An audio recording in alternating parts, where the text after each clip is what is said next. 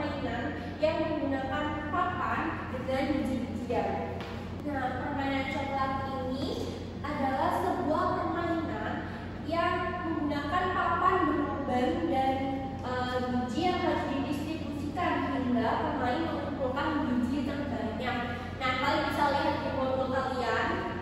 Di situ sudah ada contoh dan gambarnya. Permainan coklat itu seperti apa? Lanjut ke halaman 17. Halaman 17 yang ketiga ada permainan egrang. Permainan egrang ini tuh jarang banget ya yang bisa main karena ini tuh susah. Kenapa susah? Karena dia tuh kayak mengatur keseimbangan gitu.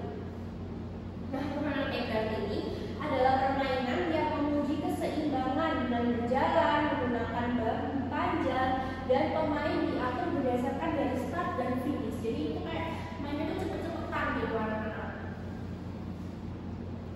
Jadi susahnya itu ya emang harus mengatur keseimbangan, dan kalau misalnya gagal atau jatuh itu balik lagi ke start gitu. Jadi temannya udah di tengah nih, kalian jatuh tuh balik lagi di start, gak bisa langsung mulai dari titik jatuhnya itu. Nah, selanjutnya ada yang nomor 4, permainan bentengan. Nah, permainan bentengan ini adalah permainan yang dimainkan oleh dua tim yang saling menyerang benteng lawan tanpa tertahan. Nah, itu biasanya permainannya cowok-cowok nih.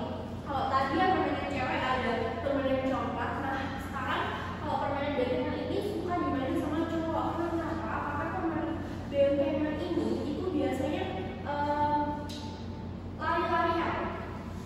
Permainan bentengan ini tuh kayak melelahkan gitu loh. Jadi kalau buat cewek itu nggak cocok.